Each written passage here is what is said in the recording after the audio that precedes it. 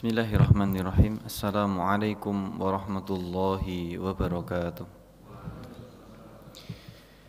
Innal hamdalillahi nahmaduhu wa nasta'inuhu wa nastaghfiruh wa na'udzu bihi min syururi anfusina wa min sayyiati a'malina. Fa innahu may yahdihillahu fala mudhillalah wa may yudlil fala hadiyalah. Nashhadu an la ilaha illallah wa nashhadu anna Muhammadan abduhu wa rasuluh.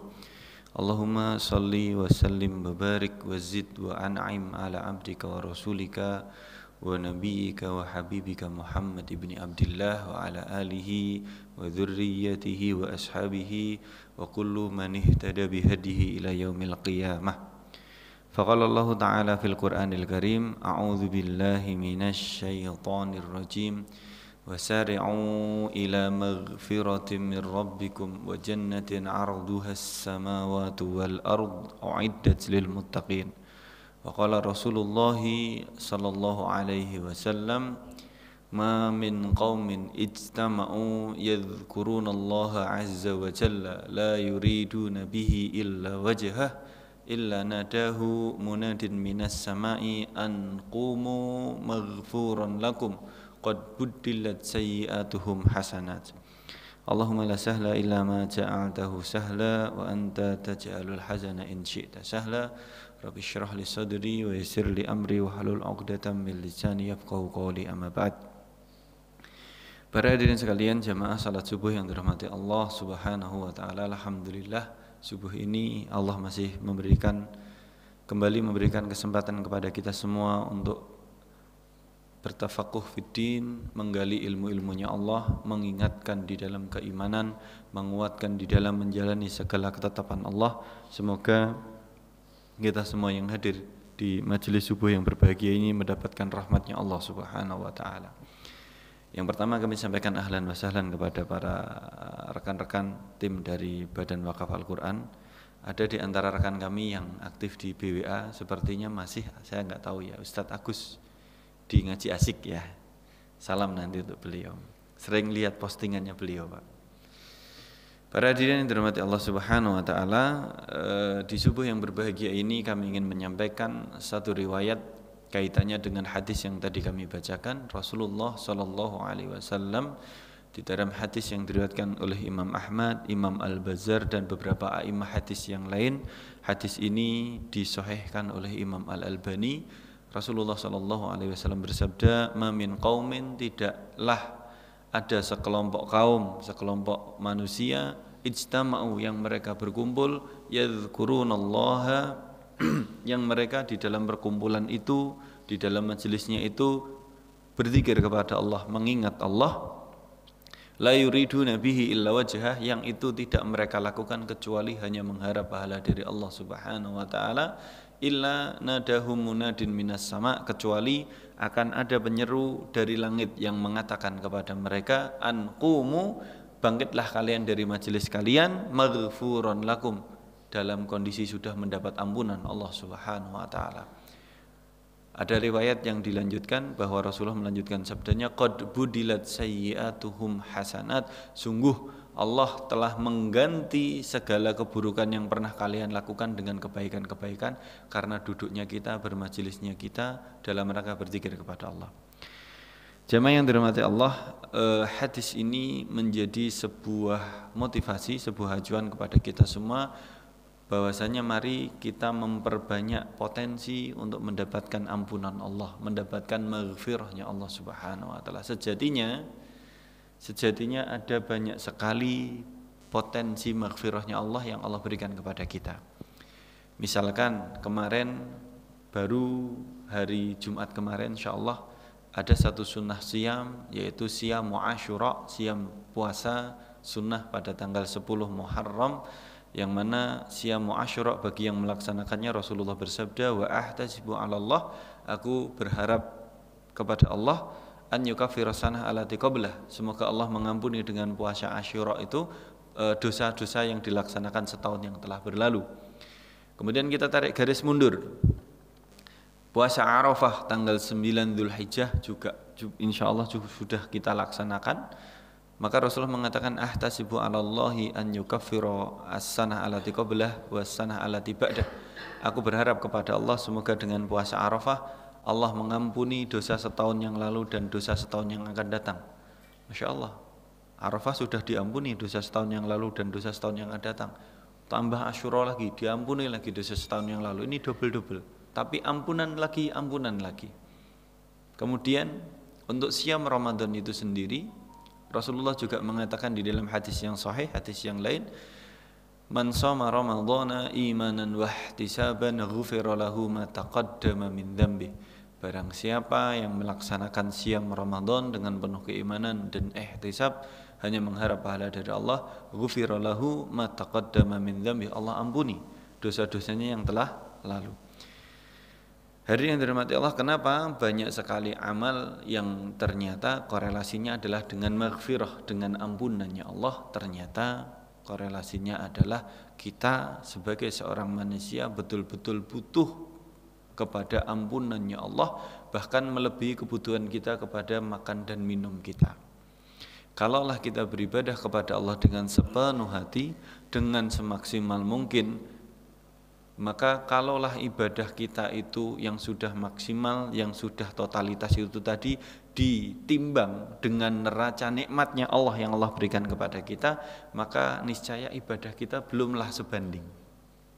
Kalau ibadah yang kita lakukan belumlah sebanding dengan nikmat yang Allah berikan kepada kita, lantas bagaimanakah nanti ketika ditimbang, dihadirkan, disandingkan dengan dosa-dosa yang sudah kita lakukan. Sehingga karena kemahakuasaannya Allah Subhanahu wa taala, Allah memberikan banyak sekali kesempatan kepada kita untuk bisa meraih ampunannya, bahkan dengan cara-cara yang sangat sederhana. Jamaah yang dirahmati Allah Subhanahu wa taala, di dalam riwayat yang sahih disebutkan bahwa saking butuhnya kita kepada ampunan Allah, sampai-sampai Rasulullah Shallallahu Alaihi Wasallam pernah mewasiatkan di dalam hadis yang diriwayatkan oleh Imam Muslim, Rasulullah mewasiatkan kepada kaum muslimin secara spesifik. Di situ ada Umar ibnul Khattab dan Ali bin Abi Thalib radhiyallahu anhuma.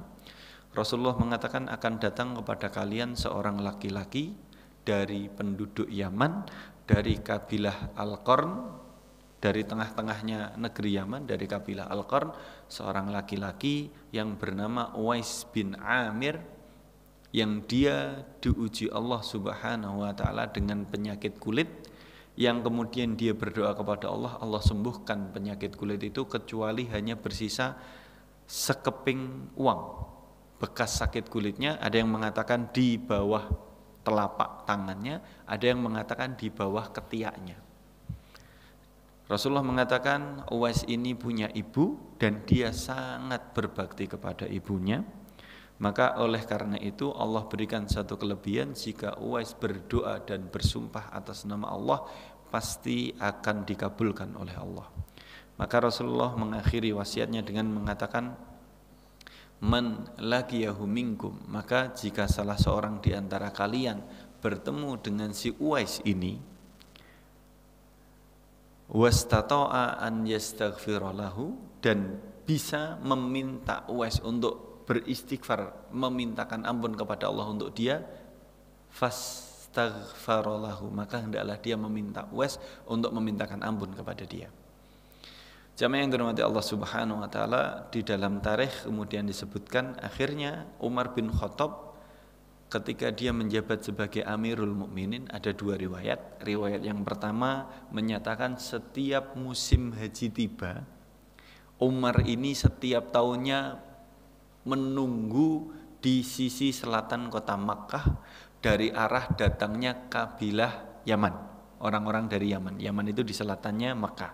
Itu Umar berjaga di pintu kota dalam riwayat, menunggu datangnya orang-orang dari kabilah Yaman setiap tahunnya, dan selalu bertanya, adakah di antara kalian seorang yang bernama Uwais?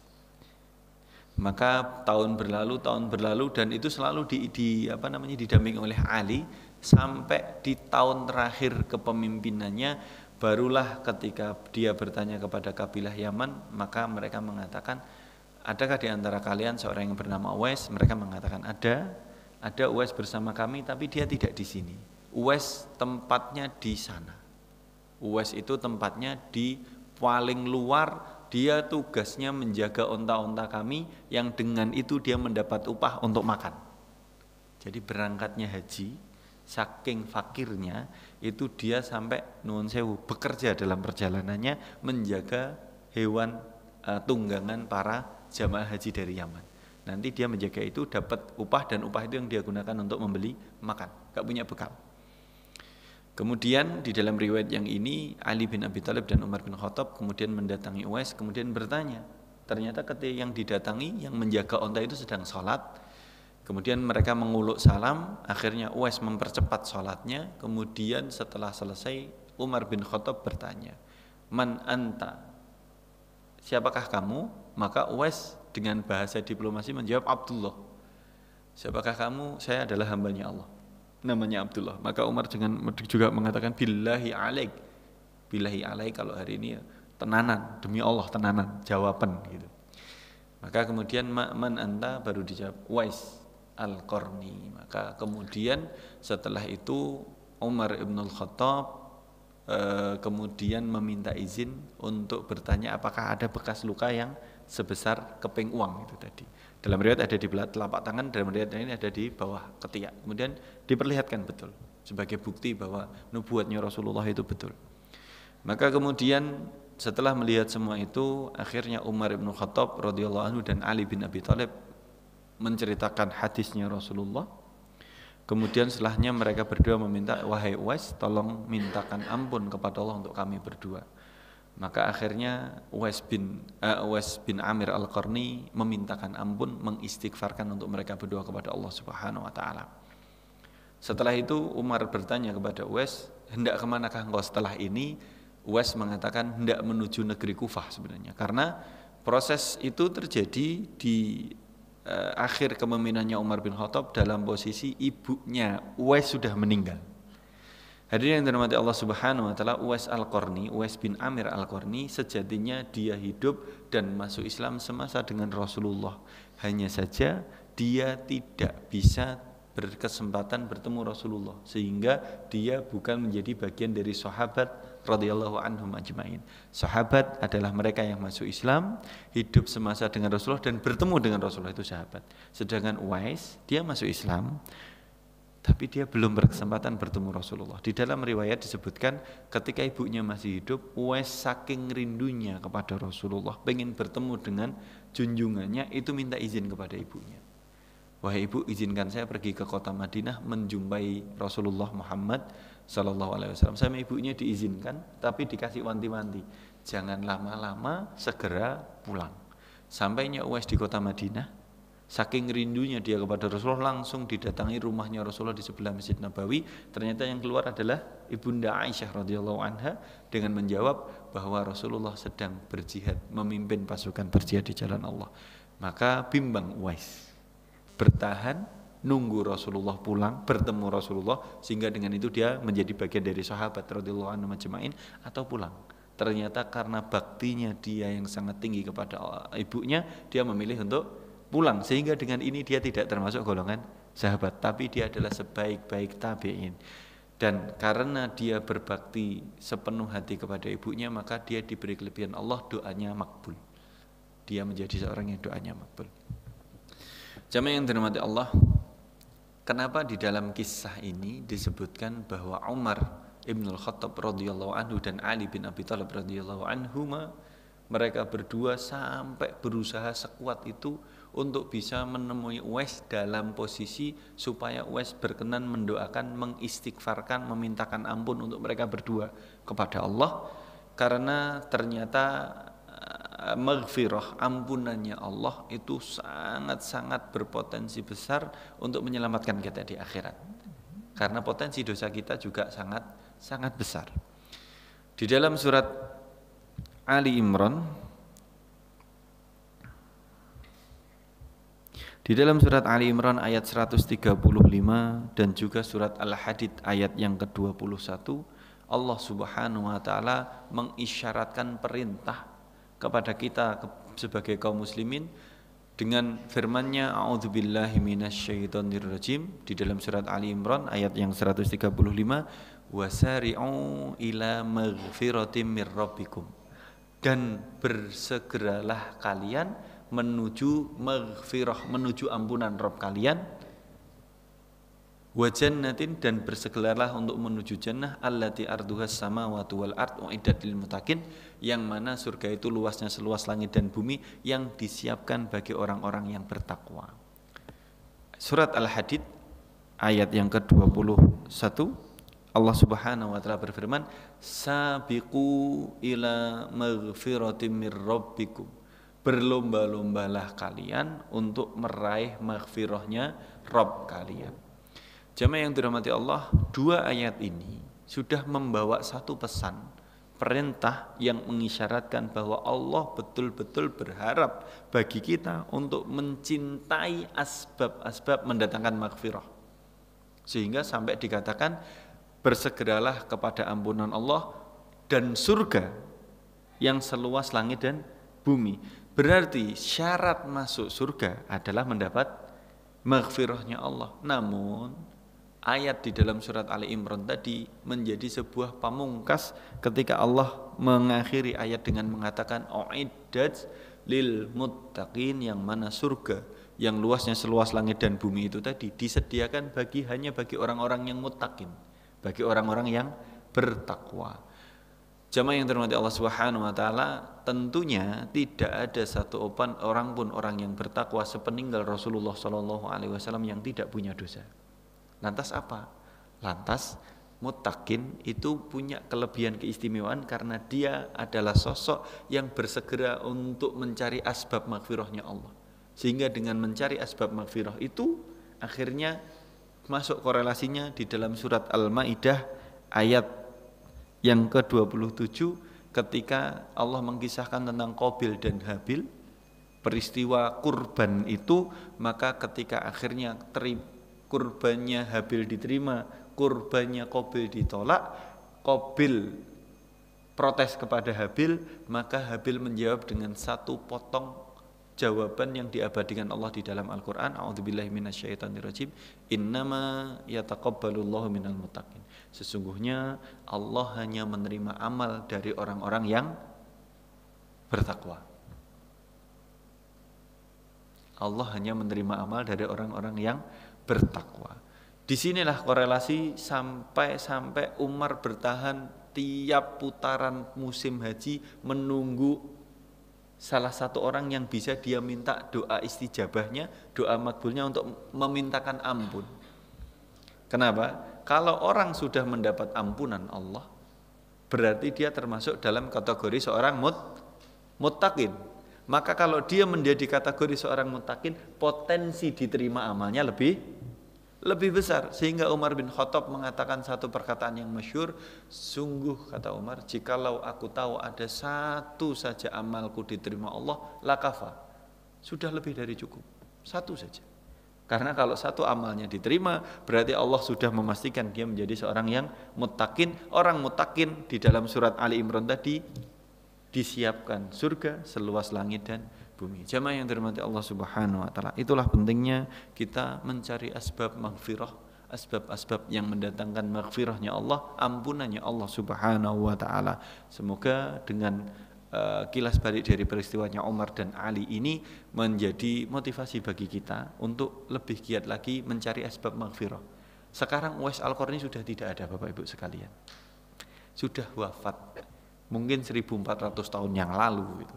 Jadi tidak ada orang yang dipastikan doanya makbul. Kalau hari ini ada